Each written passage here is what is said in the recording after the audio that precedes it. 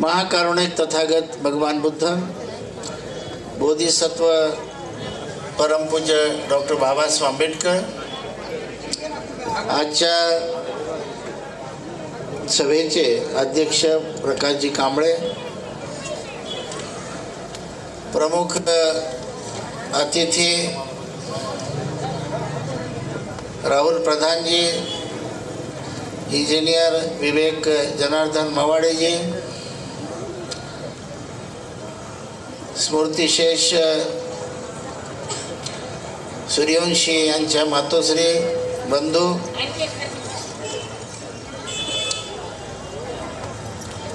आशिष विजयराव वाकोडे आणि सर्व सन्माननीय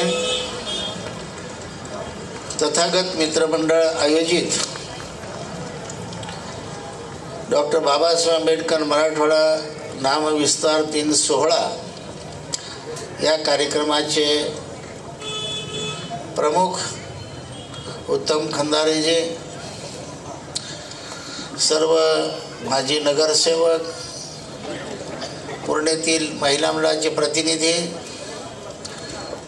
भारतीय बौद्ध महासभेचे कार्यकर्ता, नांदेड आणि परभणीहून आलेले आमचे महिला मंडळ, पूर्ण शहरातील सर्व नागरिक बंधू आणि भगिनींनो, दरवर्षी 14 तारखेचं स्मरण करून उत्तम खंदारे कार्यक्रम आयोजित करतात आणि येणाऱ्या पिढीला इतिहासाचं स्मरण करून देतात की आपला इतिहास कसा घडलेला आहे. एक तर 2 गोष्टी आहेत. बाबासाहेबांच्या नावासाठी काही माणसं त्या काळामध्ये शहीद झाली, बलिदान दिलं त्यांनी. तो काळ आजच्यापेक्षा वेगळा काळ होता, कारण पोचीराम कांबळेंच्या गावाला मी स्वतः जाऊन आलो.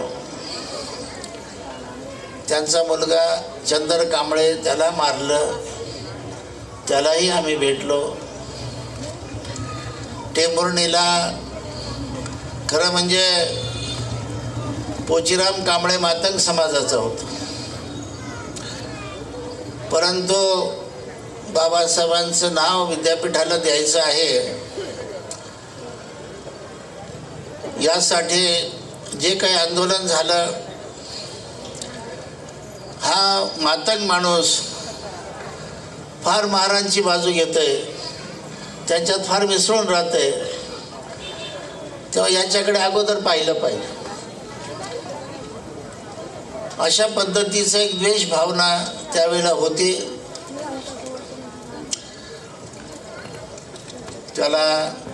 त्याचा जो मुलगा आहे पोचीराम कांबळेंचा, तो नांदेडलाही राहिला, काही दिवस आला होता. त्यालाही भविष्यामध्ये मारलं. म्हणजे एका कुटुंबातली 2 माणसं त्यावेळेला मारल्या गेली. मी सुगावला स्वतः गेलो, जो 2 गावं शेजारी शेजारी आहेत. कुठे रात्रभर कीर्तन झालं ती जागा पाहिली. मी नांदेडलाच राहत होतो तेव्हा, जनता कॉलनीमध्ये. प्रधानजी, तुमचे वडील नरेंद्र गायकवाड माझ्यासोबत होते या कामामध्ये. या 2 माणसांना घेऊन आम्ही बऱ्याच गावांना गेलो, रात्रभर कीर्तन केलंय आणि कीर्तन करून मग नंतर जाऊन हमला केलेला आहे सुगावला आपल्या वस्तीवर. तर वेगवेगळ्या गावच्या वेगवेगळ्या कथा आहेत. प्रसंग किती भयानक होता हे तुम्हाला आज कल्पना करता येण्यासारखं नाही. फार वाईट परिस्थिती होती आणि अशा वेळेला आपल्या माणसाने धीर सोडला नाही समर्पणे या सर्व गोष्टीला पुढे गेले. महाराष्ट्रामध्ये लॉंग मार्च निघाला, त्यावेळेला लोक समोर गेले, जेलमध्ये माणसं गेली, मागं हटली नाहीत. एक तर आमच्या दृष्टिकोनातून हे असं घडूच नाही. पहिली गोष्ट तर जसं संविधानाचं घडलं, पहिली गोष्ट ते घडू नये. त्यानंतर आम्ही जाळपोळीचे समर्थक नाहीत. गाव जाळण्याची आमची इच्छा नाही, आम्ही त्याची पाठिंबा देणार नाही. त्याला मनुष्य आणि वित्त हानी जी होते त्याचंही आम्ही समर्थन करणार नाही, ते वाईटच आहे. त्यातून जो उद्रेक होतो समाजाचा, तो उद्रेकही वाईटच आहे. भावनेच्या भरामध्ये माणसं करून जातात, नको ते कधी कधी घडून बसतं इच्छा नसताना. आणि जे सराईत गुन्हेगार असतात, आम्हाला इथं अनुभव आहे. नामांतरापासून रमाबाईची दंगल झाली तेव्हापासून ज्या वेळेला दंगली झाल्या, सराईत जे गुन्हेगार आहे ना मवाडेजी, ते अगोदरच पळून जायचा रस्ता नियोजित करतात. कसं पळून जावं ते ठरवून ठेवतात. काय देवरावजी, आणि जे गुन्हेगार नसतात तेच सापडतात कधी, आणि त्यांनाच पोलीस धरून नेते. त्यांना माहीत नसते. काही स्टेशन उतरून येतात, काही स्टेशनला जात असतात, कोणी कामाला जात असतात. जे दिसेल त्याला पोलीस धरून येतात. अशा वेळेला बेगुन्हा माणसाला सुद्धा कधी कधी सजा होते, त्याच्या वाट्याला हे येतं. ते कशातही नसतंय. पोलीस आमच्या माणसाला मारू लागलेली आहे, पोलीस हमला करू लागलेली आहे. त्याचं केवळ शूटिंग सूर्यवंशी करीत होतं बघा. पण एव्हिडन्स राहतं ते पोलीस हमला करताना ते कॅमेऱ्यामध्ये, तू आमचं का करतोस असं, आमची शूटिंग का करतो, तेवढ्यावर त्याला पकडलं. आणि नको ते प्रकार पुढे घडला. खरं म्हणजे सर्वच वाईट आहे. आपल्याला सुरुवातीपासूनच संघर्ष करत करत यावं लागलेलं आहे. डॉक्टर बाबासाहेब आंबेडकरांनाही संघर्ष करावा लागला. समाजाला जागृत करण्यासाठी, न्याय हक्कासाठी, इज्जतीसाठी, अस्मितेसाठी हे संघर्ष होतच असतात. इतिहासामध्ये होत आलेला आहे, पुढे होणार आहे. आता पुढे घटना घडणार नाहीत असं नाही, पुढेही घडणार आहे त्या घटना. पुढे माणसं मरणार आहेत, मरणार नाहीत असं नाही. कोणाच्याही वाट्याला कधी कुठली घटना येऊ शकते, काही घडू शकते. आता ज्या पद्धतीनं केजचं मसाजोगचं प्रकरण चाललेलं आहे, त्या पद्धतीनं परभणीच्या प्रकरणाकडे पाहतात काय? विचार करायची गोष्ट. सत्ता तिकडेच आहे, सत्ताधारी तिकडेच आहेत. त्यांच्याबद्दल, देशमुखबद्दल जशी कळवळ आहे, देशमुखबद्दल जशी त्यांना रान पेटवलेलं आहे, महाराष्ट्र पेटवलेला आहे, तसा परभणीच्या विषयात नाही आहे. संवेदना त्याच्या तशा नाहीत. हाही फरक आहे. याला दाईची आणि माईची गोष्ट जशी आहे ना, तसा प्रकार आहे. आमच्याकडे दाईच्या दृष्टीनं पाहिलं जातं, त्या प्रकाराकडे माईच्या दृष्टीनं पाहिलं जातं. हा फरक आहे. म्हणून आपण फार सावध, जागृत होणं आवश्यक आहे. आता आपली मुलं शिकू लागलेली आहेत बघा. वडील जरी गेले तरी मवाडेजींनी, आज मी आताच विचारलं, महावितरणमध्ये माजलगावला ते अधिकारी आहेत. आणि त्या काळामध्ये, वाईट काळामध्ये, त्यांना कुठलाही आधार नसताना शिक्षण घेऊन त्यांनी दर्जा प्राप्त केला. आणि मी तर म्हणेन खऱ्या अर्थानं जनार्दन मावाड्यांचा वारसा त्यांनी जतन केला असंच मी म्हणेन. शिक्षण घेतलं, बाबासाहेबांनी जे सांगितलं होतं ते केले. आणि आमचा प्रत्येक माणूस बाबासाहेबांनी जे सांगितलं ते करील, त्याचा उद्धार झाल्याशिवाय राहणार नाही. पण बाबासाहेबांनी जे सांगितलं नाही तेच करू लागला तर मग काही गॅरंटी नाही, वेगळंच करू लागला. बाबासाहेबांनी जे सांगितलं ते प्रत्येक तरुणाने करणं गरजेचं आहे. आणि शिक्षण सगळ्यात मोठं महत्त्वाचं आहे. शिक्षणाने माणूस दर्जा प्राप्त करतो. आज दिल्लीच्या सुप्रीम कोर्टाचा न्यायाधीश आज आमचा माणूस आहे, ही बाबासाहेबांची ताकद आहे. गवई आज आर.एस. गवईचे चिरंजीव आज सुप्रीम कोर्टाचे न्यायाधीश आहेत. बघा ही ताकद शिक्षणामध्ये आहे. बाबासाहेब गेल्यावर नेते होते की नाही? गवई होते, बॅरिस्टर खोब्रागडे होते, दादारूप होते, कुंभारे होते, B.C. कांबळे होते, दादासाहेब गायकवाड होते, पाना राजभोज होते, दादासाहेब रोम होते.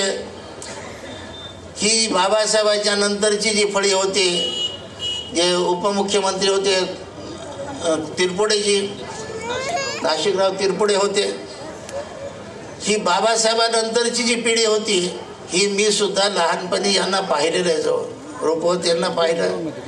दादासाहेब रोम जे आमदार होते, बाबासाहेब निवडून आणलं होतं नगरमध्ये, त्यांना पाहिलं. गवईंना जवळून पाहिलं. दादासाहेब खोब्रागडेंना बॅरिस्टर त्यांना जवळून पाहिलं. या सगळ्या मंडळीला लहानपणी मी जवळून पाहिलं. बाबासाहेबांनंतर ही मंडळी होतीच की नाही. यांच्यानंतर पॅन्थर आली नंतरच्या पिढीमध्ये. पॅन्थर बी हळूहळू नंतर आता हा काळ आलेला.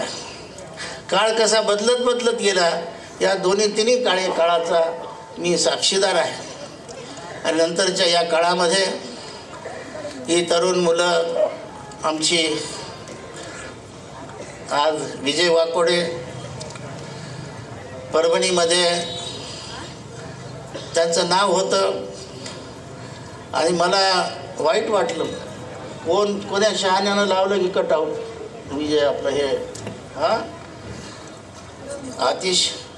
कारण तुम्ही तर दुःखामध्ये आहेत, घरची माणसं. कोण्या शहाण्याने बघा आपले किती अतिशहाणे आहेत. ते सिगारेट पिताना धूर काढताना कटआउट लावला. हो म्हणजे काहीतरी थोडं तरी सेन्स पाहिजे की नाही. परभणीमध्ये थोडं त्याला अक्कल पाहिजे की नाही. कसे कटआउट लावावेत. ते सिगारेट धूर चालला आहे ते कटआउट लावलेत गाव. म्हणजे असा होतं असं दाखवायचं आहे. हेच ना, हे वक्ते वंगाळ ही आमचीच माणसं आहेत असं करणं आहे. सोभर फोटो त्यांनी जे मोर्चे काढले त्याचे कटआउट लावा ना. त्यांनी जे जेलमध्ये गेले त्याचे कटआउट लावा ना. आपल्या इथले मुलं 52 मुलं त्यावेळेला जेलमध्ये होते आणि हे सगळे फरार होते. याच्या म्हणजे आता आम्ही काय, आमच्यासोबत म्हातारे कंपनी कोण निर्लेकर, यशवंतराव गायकवाड, M वाघमारे, ही म्हातारी मंडळी आणि हे सगळे फरार होते काही मंडळी आपली. मी परभणीला गेलो, विजयरावला म्हटलं आपल्याला जेलमध्ये जायचं. तर म्हटले परवानगी घ्यावी लागेल. म्हटलं तुम्हाला काय करायची परवानगी, सगळी तुम्हाला. त्यांनी परवानगी घेतली जेलरकडून. म्हटलं आमचे 52 मुलं म्हटलं जेलमध्ये आहेत पुरण्याची, आपल्याला त्यांना सोडायचं. मध्ये गेलो आम्ही तर हे ओळखूच आहे ना, चड्ड्यावर त्यांचे ड्रेस आम्हाला ओळखूच आहे ना, पुरण्याचे आहे का कुठले, त्याचा ड्रेस बदललेला होता. मग जेलरनी पुरण्याचे मुलाची रांग. मग आम्ही वकील सोबत नेले. काही MCR केलं, काहींना PCR केलं. आपल्या वकील मंडळीने त्यावेळेलाही साथ दिली आणि सर्वच्या सर्व पोरांच्या जमानती आम्ही तिथे विजयराव वाकोडे आणि पोरं म्हटले आता भंतेजी आले म्हणले आपल्या जमान्यात होतात म्हणले, आता काही काळजी नाही म्हणले. आणि सोबत वाकोडे आहेत म्हणले, आता तर काही हेच नाही. नुसते वाकोडे तिथं गेले तरी पोरांना आधार वाटला त्या जेलमध्ये. आणि 2 दिवसांनी आम्ही सगळ्याच्या जमानती केल्या. खूप लांबचे लांब आपल्या आंदोलनाच्या कथा माझ्याकडे आहेत. आजचा विषय बाबासाहेबांचं नाव मिळालं, आमच्या अस्मितेचा विषय होता, चांगली गोष्ट आहे. आणि आज त्याचे जे जे लोक त्यामध्ये झिजले, झटले, मेले, शहीद झाले, त्याचंही स्मरण करणं आवश्यक असतं, केलं पाहिजे. म्हणून आमचे उत्तम खंदारेजी दरवर्षी आपल्या परीनं तथागत मित्रमंडळाच्या नावाखाली हा कार्यक्रम घेतात आणि येणाऱ्या पिढीला, दर पिढीला त्याचा उजाळा देतात. त्यानंतर त्यांचे जे आता वारस आहेत त्यांनाही असं वाटू नये की एखादा माणूस सामाजिक आंदोलनामध्ये मिळाल्यानंतर कोणीच त्याला विचारित नाही, हेही होऊ नये असं. त्याची दखल घेते समाज, त्याची नोंद इतिहास घेतं. इतिहासामध्ये पुस्तकं लिहिल्या गेली त्याची, इतिहासात नोंद. म्हणून या माणसाची नोंद आमचे सूर्यवंशी जरी वडार समाजाचे असले तरी शहीद झाल्यानंतर आम्ही त्याला बौद्धच म्हणू, बौद्धाचाच होता असं म्हणू, आम्ही वडार म्हणणार नाही त्याला.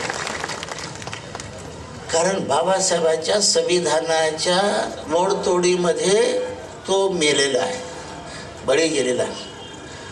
म्हणून त्याला शेवटपर्यंत आम्ही आमचाच समजणार आहे, नेहमीसाठी समजणार आहोत. आणि आज देशातली सगळी मोठी माणसं येऊन गेली घरी, भेट देऊन गेली. हे काही कमी ताकद नाही बाबासाहेबांच्या संविधानाची. सगळे मी म्हणणारे येऊन गेले भेट. निश्चितपणाने आईला सांगणं आहे की काही काळजी करण्याचं कारण नाही. पैसा मिळेल, आजचा उद्या मिळेल, सहकार्य होईल. कारण केवळ भाकरीवरच माणूस जगत नाही. विजयराव वाकोडे जरी गेले तरी त्यांचे चिरंजीव आहेत, तेही खंबीर आहेत.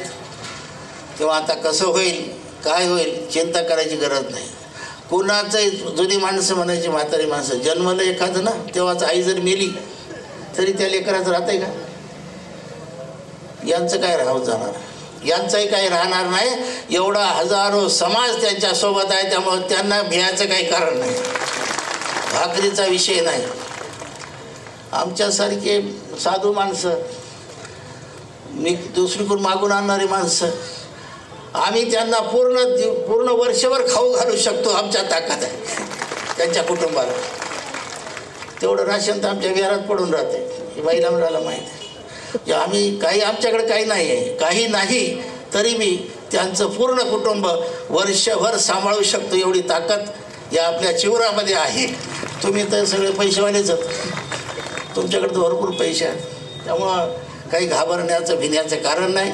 लोक घडवतात. झालं जे झालं ते झालं. पुढे सुद्धा आम्ही समर्थपणे, खंबीरपणे याला तोड देण्यासाठी समर्थ आहोत, अशा प्रकारची भावना ठेवूया.